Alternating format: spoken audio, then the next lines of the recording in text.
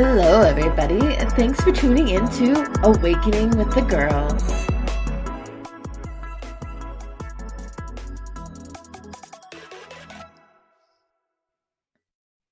Hello, everybody. Welcome to another episode of Awakening with the Girls. I'm so excited to have another amazing being here with me today, and her name is Amy. Amy, why don't you tell us a little bit about yourself and kind of how you started your awakening or spiritual journey? Okay. Hi. My name is Amy Pinder, and I am a speech language therapist who lives in central New Jersey. My lifelong journey has revolved around helping others who are, in some ways different from myself and in some ways just like me. When I was a teenager, I was working at a summer camp and I strongly connected with a person with autism. I just got the way his brain worked and we bonded and he taught me things and I taught him things and that was it. I've worked really closely with people with autism ever since. So in a lot of ways, that's been a big part of my spiritual journey. But I didn't know that until I co-founded Inclusion Festival. No. Yeah, so those that don't know that may be listening, Inclusion Festival is an amazing festival that my partner Suleiman and I have been really excited to be a part of these last few years and hopefully future years. And you've been on several different podcasts, the Bring Me to Life podcast, some of our roundtables and things like that. And I love that you do have that connection, that you are just able to relate to so many different kinds of personalities and people. I don't know if I've ever met or seen you get frustrated with anybody, and you have that way of communicating. So I can definitely see where that would be a part of your journey. I think that those with autism, I have a bunch of cousins actually that have autism, Asperger's, and a couple of different special powers, and they are very magical beings. The way their soul experiences life on this plane is just so beautiful. And sometimes they go through really hard experiences, and the way that I've seen them evolve has been beautiful. But let's talk a little bit more about your journey. So what are some of the things that you are into that maybe one would call spiritual? I know you like to do flow arts and explore communication with the body as well as with the voice, but what are some other things you're into? Um, well, parts of my spiritual practice definitely include flow arts. That was another way that I think I kind of started tapping into definitely the brain body connection, but also to like a sense of higher self and a sense that there was a higher power and a higher purpose. Because growing up, I didn't really believe so much in all of that, and I wasn't taught that explicitly at all. Religion was a negative experience for me growing up, so that's all I knew. And things like having these conversations with people that were different from me and realizing that there's like a lot more to the human brain than I realized, and that maybe there was something guiding those interactions, beyond what is here, in this realm on this earth in a tangible sense. So that, and then also flow arts. For me, it was hula hooping that really started to make those kinds of ideas click, because I think for the first time I was able to really feel my brain connected to my body, and I was able to let go in a way that I never had been able to in a yoga class, which I'd been doing for years and years and years. And it was benefiting me. I enjoyed it, but it wasn't flow. Mm. So you're saying how that experience or that connection is really powerful for you. For someone who maybe has never experienced flow arts, do you have any suggestions for maybe how they could start to feel that connection or explore that a little bit more? Yeah, definitely. The concept of flow is actually really simple. It's just being willfully and fully immersed in an activity that brings you joy. Um, so I didn't know that yet when I first started hula hooping, that that's what I was feeling. But I mean, it's really letting go. It's finding a just right challenge where you're engaged. It's not too hard. It's not too easy. It's just right. And you're right there in that present moment. So, I think there's something to movement, helping tap into flow. It's definitely true for me. But I've also heard a lot of people experience a sense of flow in things like art and gardening, which have movement, but more limited movement, not in a Definitely. body sense. Yeah. Yeah, I definitely would say I get into like a flow state when I'm doing certain art projects and things. It's like I don't necessarily want to stop to cook or to do other projects. It's like I'm in that zone, and it's very just a powerful feeling to be able to connect with spirit in that way. Now, you were talking about how you weren't necessarily raised in a religious standpoint or point of view, but I believe you have a very interesting kind of connection to spirituality, because I've met both your parents and they seem like they're very much on their own spiritual journey. um, that's an interesting way of putting it. My parents met in a commune, so they have a free spiritedness that exists within them and was definitely passed along to me. But my parents have also both experienced a lot of pain in their lives that, speaking, of course, from my perspective, seems to have made trust difficult for them, trust in themselves, each other, me, the universe. So, for a variety of reasons, and probably, because of their own experiences of religion, they did not pass religious beliefs along to me. We had some family traditions, but there was no religion, there was no spirituality. There was wisdom, a lot of wisdom in the advice that I've gotten from them over the years, but it just wasn't, it didn't come across as spiritual. But I guess, now that I am where I am in my journey, I do see that maybe wisdom and spirituality in some ways go hand in hand. Yeah, it seems like you had from my perspective, it seems like you had more leeway to figure out who you were kind of on your own without having sort of a religious belief pushed upon you. I come from a background where I didn't necessarily have a religious belief specifically pushed upon me. I came from a really weird standpoint of my grandmother would drop me off at church sometimes with my little brother, and then everybody else would leave. So it was just like me and my brother were going to church, and it kind of almost felt like daycare, but because no one else was involved. They would come to like Christmas plays, and they'd come to maybe Easter or something like that. But it was like they expected me to have these beliefs, but nobody else followed through with them. So I kind of love that you have this chance to explore on your own. What are some other things that have come up for you as you've grown through your spiritual journey?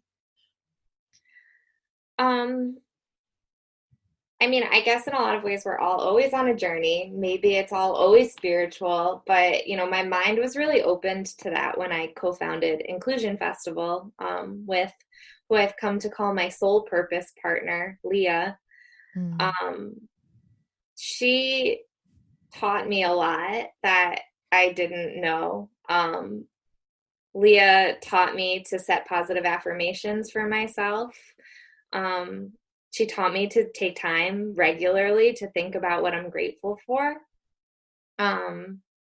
She'd taken classes and she'd studied with teachers who taught her all of this. So it was just like no one ever told me that this would be important and that this would help me.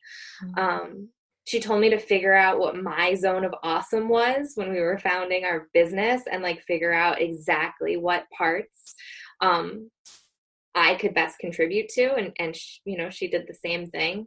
And we've really worked really beautifully together, like both personally and professionally. So she's a really important part of it all for me. I think that's really awesome. Yeah. What about you? I really love that, though. I think it's important to find that like solid friend, whether it's a girlfriend or a guy friend, whatever, that you can like zen with. And that's why I kind of created Awakening with the Girls, is I've been searching for the more female connection to like kind of get that vibe from. So I really love that she has helped you so much in this journey. We're gonna have to get her on too. I'll send her a message. Yeah, you definitely should. And for me, it's just been an interesting journey, kind of like what I was just saying, finding the right community, always being on that journey and people often change. And I've been in a lot of different kinds of cliques or put into different stereotypes. When I had my business, I went from being in the festival circuit for about 5-6 years into kind of a more business economic circuit. It was all like young business owners, and they were very like money and business oriented. And I'm over here still in like festival standpoint, like we trade and we barter and we help each other out. And like there's a different sense of community. So really finding my kind of place in the business and the spiritual world has been a big part of my journey. So it's beautiful that you have a soul partner to really help with that. And Inclusion Festival is such a beautiful co-creation of an event that it takes a whole tribe to do it. And you put that tribe together and communicate with everybody so beautifully. And you find that part with the different zones, like everyone finds their, what was the term that you called it? It was so fluent when you said it. It's called sensory zones. Yeah, the sensory zones. But you said Leah told you to figure out what your place was, basically. She had a term for it, but your zone of awesome. Your zone of awesome. Yeah. That is awesome, because people do need to sit down and think about like where they fit in the world. And I think that scares a lot of people, but that's also where the spiritual journey, at least I think, kind of starts. Like, what is your why for being here? It seems like your why is to help people and to show people different ways to communicate and come together. Yeah. And it's really important in all parts of my life and all parts of my work. What you were saying about bringing together your personal and your professional, your festival experiences and your business experiences, that really resonated with me, because prior to Inclusion Festival, I kept those parts of my life so separate and so guarded. I was a speech therapist at work. I was a professional. And then I was a person that went to festivals, but that was like a secret, like what that meant, what that, was like at all. And fusing them together has changed my life. That's another part of my spiritual journey. I mean, it has been so powerfully positive to integrate those parts of my life and to just be transparent about the beauty in it all and about the interconnectivity. So, zones of awesome are for everyone. Like, people with autism have zones of autism. Have zones of awesome. Mm-hmm. And helping parents see that has been really, really rewarding. The process. Definitely. I love that you guys also have a opening and closing ceremony throughout your experience and bring that kind of spirituality into it as well. And you have the circle where you allow everybody to have a chance to share their voice and to kind of declare who they are and what their intention is for the weekend. And I think that any sort of event that can incorporate that and to see people and hold space for people, anytime I've been in an event that allows that, it's really helped me along my journey, because it gives you a kind of moment in time to, again, like declare what your purpose and your state of awesome is. So that's beautiful. So I'm also wondering, like, what are some other things? Are you into like crystals or meditation? How did you kind of dive into other aspects of, so we've talked about kind of the physical and the communication portion, but what are some of your other maybe personal rituals including of? Well, when you asked that, what came to mind was dancing at a Fish concert. Ooh. And wearing a long flowy skirt and realizing how important my clothing always had been to me, but for the first time realizing why. And it was because it made me feel good. It was because it looked beautiful when it spun. It was because it was more than just a piece of clothing. It was like a comfort, and it was beautiful also. And, not for others, but for me.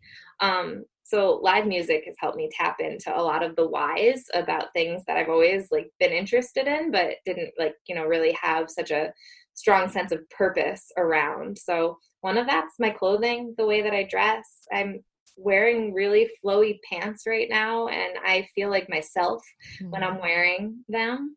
I have a crystal around my neck, and that gives me a sense of comfort and security. And I have lots of crystals around my home, to answer your question. Do you have a favorite crystal? I don't think I have a favorite. It depends on my mood. I don't know a ton about all of their different purposes. I mean, I read about them, but then I forget. So I go more by the ones that catch my eye, what I do remember, and what it seems like I need in each moment. So I always have crystals like in my purse or in my pocket, in my bag, in my car, and when I need to hold one in my hands, there's something around that I find helpful. um, I I love know you that. know a lot more about that. Yeah, I really love crystals, and I love having them around, and I just kind of like getting other people's perspectives on them. And I really love what you said, because I think that people, when they first get into the spiritual journey, they're so afraid that they need to know everything. They need to know maybe every kind of crystal, every kind of oil, or every yoga move, or it's like this obsession with trying to figure out all the things. At least a lot of different people that I've worked with as clients, students, and even like myself when I was in the journey, it was like I wanted to just know it all. And I felt like if I didn't, then I was like lacking in something. But people that are just getting into the crystal journey or the yoga journey or even the oils, whatever it is that you feel drawn to, I think it's really important to just kind of go with what feels right first. Like, you don't have to know the name of the crystal if it's one that is bringing you calming energy at that time. But I think that what you said earlier about music too is just really powerful, because dancing in a flowy dress at live music is my kind of church. Like, that is where I feel the most like at one with the universe. And Me the, too. yeah, and the clothing thing, that is so key.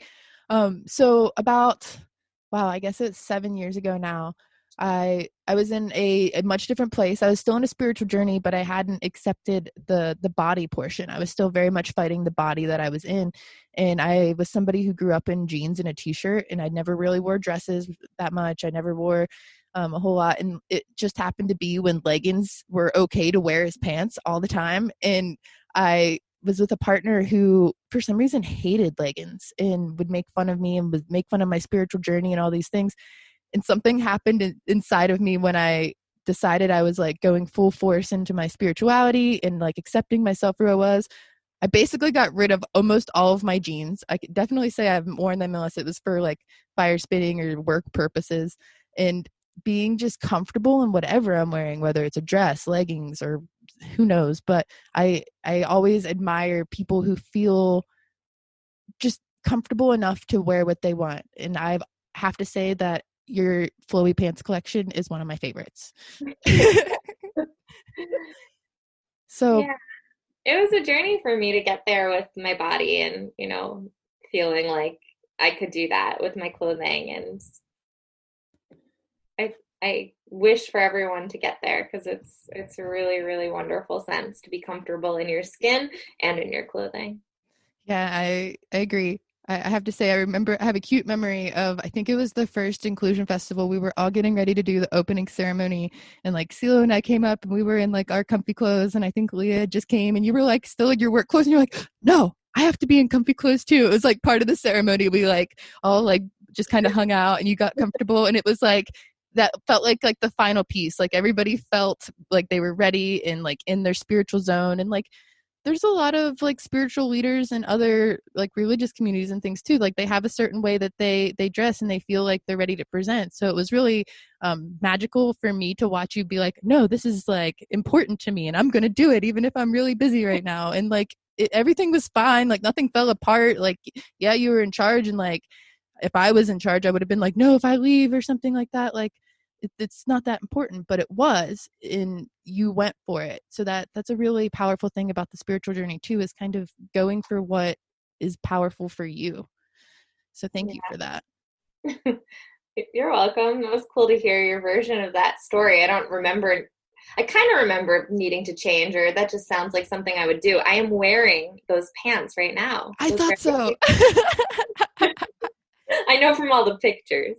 So I love that. I love that. I have a pair of festival pants that are like very ceremonial to me too, and they've just had a lot of very magical moments that I've experienced in them. So that is really beautiful.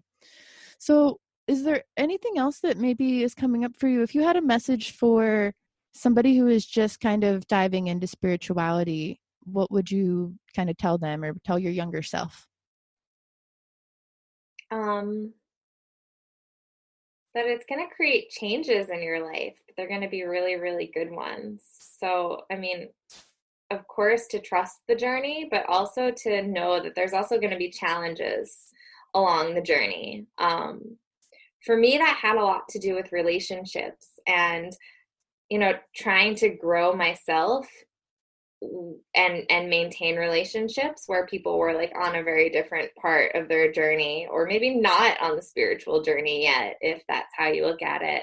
And I had some really difficult encounters and issues to work through in relationships, but I did work through them, and it was really, really rewarding to, stick with it. But I've read a lot of things like, that you can outgrow people if they're not willing to grow. And, that must be true. But I think it can also be a huge lesson in acceptance and realizing, how there's so many different people that are going to have so many different roles in your life, and to accept that, you can't get everything from one person, from any kind of partner or relationship. You can't have all of your needs met. You kind of have to do it for yourself. And then I see like these people that show up around you in your life for different amounts of time and different purposes as, maybe kind of like guides, part of it all. Yeah, that's beautiful. I think that's really, really key, is people are always changing.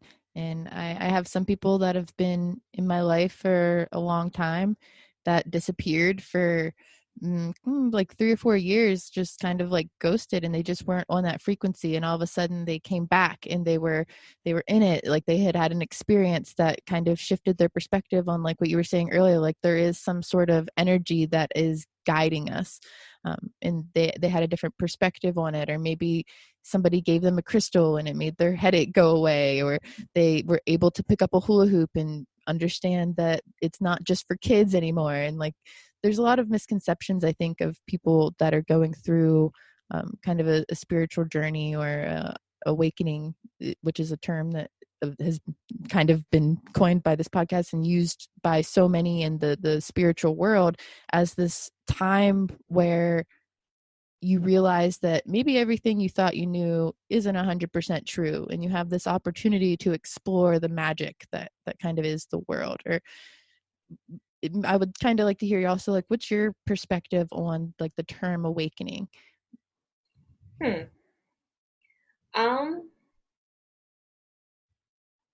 think that it's a process that, everyone can be a part of. But I think it's just kind of looking beyond, your immediate needs and the things that you were taught, and making sense of things in new ways, and being open to learning. I think it's kind of maybe synonymous with openness, and awareness. I don't know. I don't know if that's a good answer. What does it mean to you? To just kind of like you were saying earlier in the podcast, is like that ability to go with the flow, and to just release the expectation or maybe any sort of like order programming that we've been in. Do you know if there was ever a moment that sticks out to you where you were like, I'm on a different journey than I ever really was? Was there ever a turning point for you? Yeah. The year after our first inclusion festival, or like right after it, like there was a bunch of moments where I knew things that had changed, and that, there was more purpose in my life, and that I needed to be more mindful of how I allocated my time and who I spent my time with, and that, like life could be so joyful, but also so purpose driven. Like after creating that first inclusion festival, I don't know if this is a good thing or not. I don't think that I do anything without purpose. I guess that must be a good thing. I think it's a good thing. Yeah. And I didn't know, I wasn't aware of that. And it's just the strong change that I was aware of.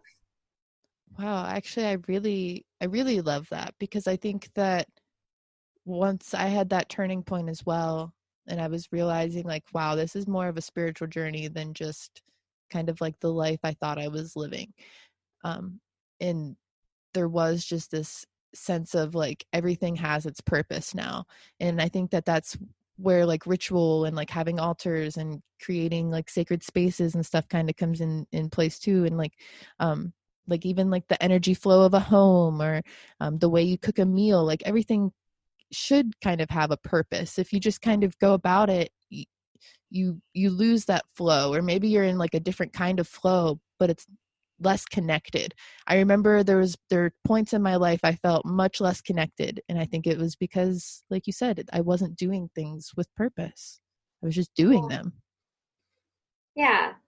Right. As we're talking about it, it's definitely a good thing. And I think that that might sound scary to some people, because some people probably really look forward to not having to do things on purpose. And that's when, maybe people use substances to hide feelings or to escape responsibilities. A lot of people live for the weekend, and there's a lot of unfortunate reasons for that, like our societal structure and inequity. Fuels all of that. And I hope that those things are changing now and will continue to. I believe they are on some level. But yeah, I think like avoiding purpose has, for a variety of reasons is really attractive to some people. So I think, it's a really important distinction that purposefulness can also be for pleasure, that, yeah.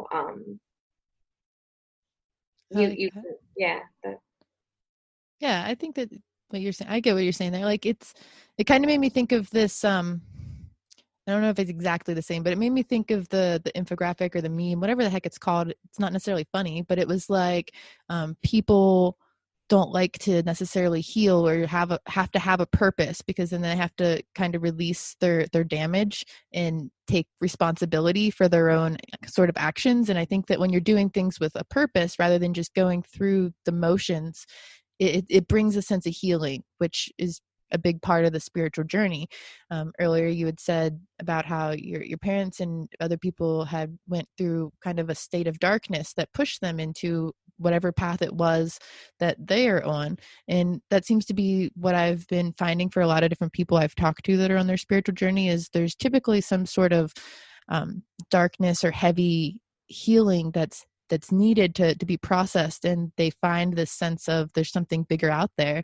And I'm sure that you've had some interesting parts of your journey too, but from what I'm hearing right now, it's a really beautiful aspect that your spiritual journey comes from sort of having this ability to not have specific religious views pushed on you, but also connecting with like people with autism who have a different perspective on the world, as well as like helping heal people and holding space for that healing rather than having to go through the substances and the darker phases. So I really love how your situation is very bright, very bright.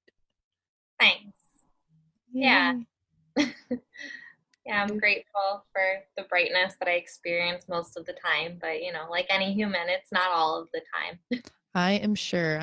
Right now we're all going through quite a roller coaster, so I completely understand. It's never always love and light, and it's just beautiful to hear a perspective that is spreading light, because you spread a lot of light and share a lot of good vibes in the community, and it's really magical to see that keep growing and blossoming in all the different ways. And yeah, I just am really grateful that you've been able to take some time to be here with me on the Waking with the Girls podcast, as well as the roundtables with Project Bring Me to Life. And um, you just keep co-creating and making all of that beautiful magic happen. Is there anything else that you feel really called to share?